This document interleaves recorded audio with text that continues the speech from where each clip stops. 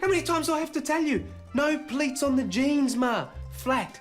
Big Mama's Boy tells the story of Rocky, a successful 35-year-old businessman who still lives with his overbearing Italian mother. But when he meets the girl of his dreams, he finally tries to move out, much to his mama's dismay. Like several comedies before it, Big Mama's Boy features a generous serve of stereotypical characters and gags that have been circulating on Australian stage and screen for decades. I don't think the characters are over the top. I think the characters are, what we're used to and what we've grown up with and who our parents are. Happy birthday, Rocco! I want a pie. Martha, shut up. We got to put it for the tax. Stereotypes often come from little elements of truth. The question is, do you leave them just at that? We haven't done that. And so there's nothing wrong with playing with those stereotypes as long as you take those characters and you do good storytelling. In the past 40 years, Italian and Greek migrants have come a long way in this country, but their evolution in Australian films has been minimal.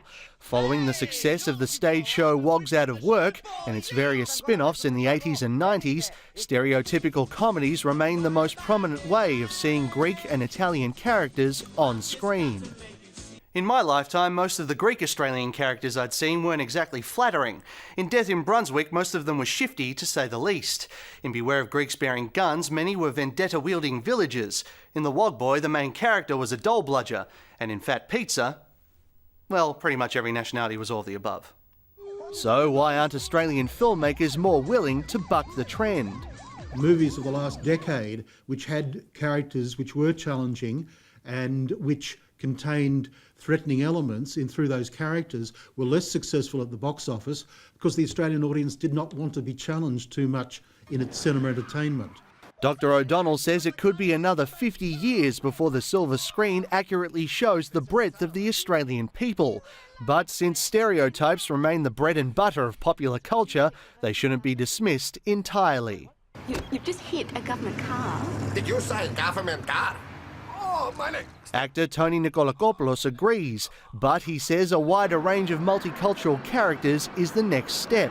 Otherwise, it could give the impression that Greeks and Italians are happy to be represented only through stereotypes. Yeah, I'm not saying that they have to be the perfect human being, but just show them in the diversity that they actually have.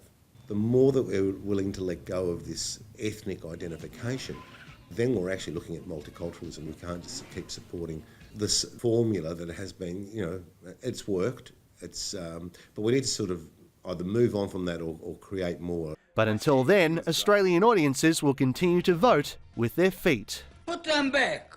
I'm still watching. Manny Tsigas, World News Australia.